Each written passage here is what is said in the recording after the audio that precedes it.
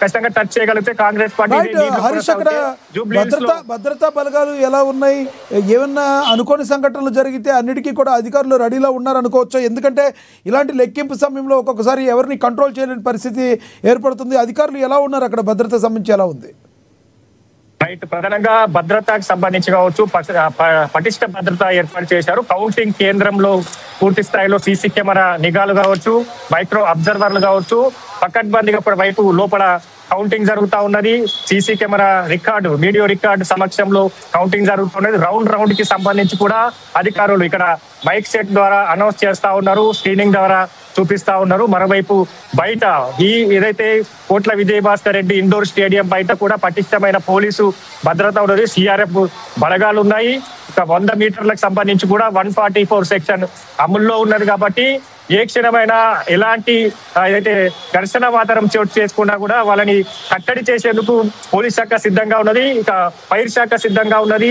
మరోవైపు అన్ని బెటాలియన్ సంబంధించి కావచ్చు కోట్ల విజయభాస్కర్ రెడ్డి ఇండోర్ స్టేడియం చుట్టూ కూడా సీసీ కెమెరాల బిగింపు జరిగింది. దీనంతా కూడా కమాండ్ కంట్రోల్ కి అటాచ్ చేశారు. సెకండ్ టు సెకండ్ దాన్ని నిఘా పెడుతున్న పరిస్థితి అయితే కనిపిస్తా ఉన్నది. కాబట్టి మొత్తంగా ఈ భద్రతాపరమైన చర్యలు కావచ్చు, పూర్తి స్థాయిలో అక్కడ లోపల జరుగుతున్న ఏదైతే పకడ్బందీ కౌంటింగ్ కావచ్చు, ఎందుకంటే చిన్న మిస్టేక్ జరిగినా కూడా ఇరు పార్టీలకు సంబంధించి కూడా ఘర్షణలు చోటు చేసుకునే వాతావరణం ఉంటది. కాబట్టి దానికి సంబంధించి లోపల ఎంత పకడ్బందీగా కౌంటింగ్ కొనసాగుతుందో బయట కూడా అంతే పకడ్బందీగా భద్రతాపరమైన చర్యలు తీసుకుంటా ఉన్నారు.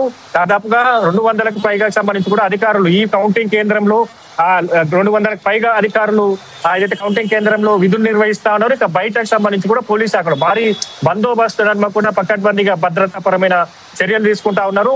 మొత్తంగా ఈ ఏదైతే కాంగ్రెస్ పార్టీ వర్సెస్ బీఆర్ఎస్ నడుస్తుందని చెప్పొచ్చు. ఎందుకంటే ఇక్కడ ఒకవైపు జూబ్లీహిల్స్ ప్రజలంతా కూడా కాంగ్రెస్ పార్టీ వైపు మొగ్గు చూపారని కూడా కాంగ్రెస్ పార్టీ ధీమా వ్యక్తం చేస్తుంది. సెంటిమెంట్ వర్కౌట్ అయింది, సైలెంట్ ఓటు పడ్డాయి.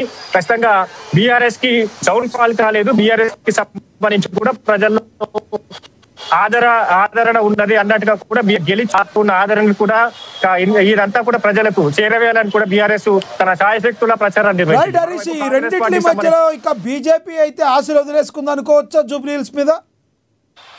ఖచ్చితంగా, ఎందుకంటే బీజేపీకి సంబంధించి కూడా వెనుకంజలో కొనసాగుతూ వస్తుంది. ఈ ఏదైతే ఈ పోస్టల్ బ్యాలెట్లు కావచ్చు, ముందుగా జరిగిన 202 రౌండ్లకు సంబంధించి షేక్పేట డివిజన్ కి సంబంధించి ఇతర డివిజన్ కి సంబంధించి ఈ 3 రౌండ్లు కలుపుకుంటే బీజేపీకి స్వల్పంగా 307 ఓట్లమే నమోదయ్యాయి. అంటే బీజేపీకి సంబంధించి కూడా ఇంకా మరికొన్ని రౌండ్లకు సంబంధించి కూడా వెనుకంజలో కొనసాగే అవకాశం అయితే కనిపిస్తుంది. ఎందుకంటే కాంగ్రెస్ పార్టీకి సంబంధించి 1144 ఓట్లతో కొనసాగుతా ఉన్నది.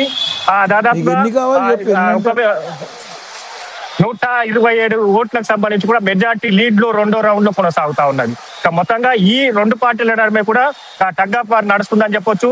మరికొన్ని ఇంకా 3 రౌండ్ల తర్వాత కూడా ఈ ఏదైతే క్లారిటీ వచ్చే అవకాశం అయితే కనిపిస్తుంది. ఏదైతే జూబ్లీహిల్స్ ఉప ఎన్నికకు సంబంధించి కూడా ఓటర్లు ఎక్కడ మొగ్గు చూపారు అనే దానిపైన కూడా 3 రౌండ్ల తర్వాత ఒక క్లారిటీ వచ్చే అవకాశం అయితే ఉంది. లక్ష్మీనాథ్, అయితే హరీష్, ప్రధానంగా చూసుకుంటే 3 పార్టీల అభ్యర్థులు కూడా మేము ఎక్కడా కూడా తగ్గం, మాకు 100% విజయం మాది అంటున్నారు. కానీ పరిస్థితి చూస్తుంటే మాత్రం ఇప్పుడు బీఆర్ఎస్కి అదేవిధంగా కాంగ్రెస్కి టక్ ఆఫ్ ద వార్ నడుస్తుంది. సాయంత్రం లోపు ఏదైనా జరిగే అవకాశం ఉండొచ్చా? ఎందుకంటే ప్రధానంగా బీఆర్ఎస్ కూడా ఏమాత్రం తగ్గినట్టుగా కనబడతలేదు. మరి కాంగ్రెస్ ఎంత మొత్తానికి కలిపి ఇదే విధంగా ట్రెండ్ కొనసాగితే కాంగ్రెస్కి బీఆర్ఎస్కి మధ్య తేడా స్వల్పంగా ఎంత ఉండే అవకాశం ఉందంటారు? అసలు ప్రధానంగా ట్రెండ్స్ కి సంబంధించి కాంగ్రెస్ ముందంజలో కొనసాగుతా ఉన్నది. బీజేపీ ఏదైతే వెనుకంజలో కొనసాగుతున్న పరిస్థితి అయితే కనిపిస్తా ఉన్నది. కాబట్టి ఖచ్చితంగా ఎగ్జిట్ పోల్స్ ఏవైతే చెప్పాయో అవి ఎగ్జాక్ట్ పోల్స్ కాబోతున్న పరిస్థితి అయితే కనిపిస్తుంది. ఇదే ట్రెండ్స్ కొనసాగితే ఖచ్చితంగా కాంగ్రెస్ పార్టీకి సంబంధించి కూడా దాదాపుగా 25,000 మెజార్టీతో గెలిచే అవకాశాలు అయితే కనిపిస్తా ఉంటాయి. ఎందుకంటే ఇప్పుడిప్పుడే షేక్పేట డివిజన్ తర్వాత వెంగళరావు డివిజన్ సంబంధించి కూడా పూర్తయింది. మిగతా డివిజన్లకు సంబంధించి కూడా బోరబండ ఇతర డివిజన్లకు సంబంధించి రెహమత్ నగర్ కి సంబంధించి కావచ్చు కాంగ్రెస్ పార్టీ ఎక్కడైతే బలంగా ఉన్నాయని కూడా ఎగ్జిట్ పోల్స్ చెప్పాయో ఆ డివిజన్లలో ఖచ్చితంగా కాంగ్రెస్ పార్టీ ఓటు బ్యాంకు పెరిగే అవకాశం ఉంది. అక్కడ ఓటర్లంతా కూడా ఏదైతే కాంగ్రెస్ పార్టీకి మొగ్గు చూపితే ఖచ్చితంగా కాంగ్రెస్ పార్టీ లీడ్ లో కొనసాగే అవకాశాలు అయితే ఉన్నాయి. ఎగ్జిట్ పోల్స్ చెప్పిన ప్రకారం ఎగ్జాక్ట్ పోల్స్ కూడా అయ్యే అవకాశాలు అయితే కనిపిస్తాయి. ఎందుకంటే ముందు నుంచి కూడా ముందంజలో కొనసాగుతా ఉన్నది.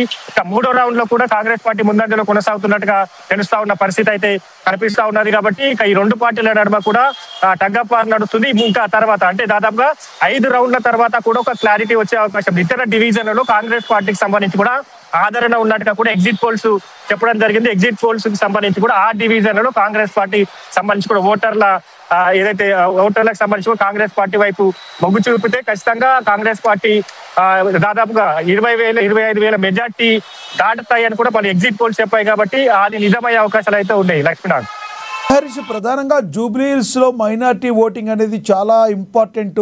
ఒక రకంగా చెప్పారంటే డిసైడ్ ఫ్యాక్టర్ అని చెప్పుకోవచ్చు.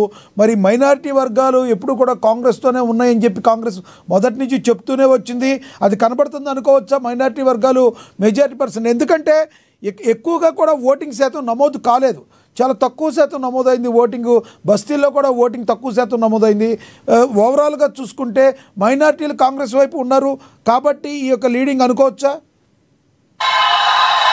ఖచ్చితంగా, ఎందుకంటే ఈ జూబ్లీహిల్స్ కి సంబంధించి కూడా 4 లక్షల పైచలకు ఓట్లు కలిగి ఉన్నాయి. దాంట్లో స్వల్పంగా అంటే దాదాపుగా ఎప్పుడు 50% సంబంధించి కూడా ఇక్కడ పోలింగ్ నమోదు కాలేదు. 48.48% సంబంధించి కూడా ఈ జూబ్లీహిల్స్ బైపోల్లో ప్రజలు ఓటు వేశారు. దాంట్లో ప్రధానంగా మైనారిటీ ఓట్లకు సంబంధించి కూడా ఎక్కువగా జూబ్లీహిల్స్ లో కలిగి ఉంటారు. కాబట్టి వాళ్ళ ఆదరణకు సంబంధించి కావచ్చు, జూబ్లీహిల్స్ కాంగ్రెస్ పార్టీ పదే చెప్తుంది. మైనారిటీలకు సంక్షేమం సంబంధించి కావచ్చు, గత ప్రభుత్వం పట్టించుకోలేదు. కాంగ్రెస్ పార్టీ వచ్చిన తర్వాత మైనారిటీ సంక్షేమ పథకాలు కావచ్చు, మైనారిటీలకు జూబ్లీహిల్స్ కి సంబంధించి కూడా ప్రత్యేకంగా జూబ్లీహిల్స్ పలు అభివృద్ధి పథకాలకు సంబంధించి దాదాపుగా 500 కోట్లకు పైగా కూడా అభివృద్ధి పనులకు శంకుస్థాపనలు చేశాం. కాంగ్రెస్ పార్టీ ఏదైతే అధికారంలోకి వచ్చిన తర్వాతనే జూబ్లీహిల్స్ లో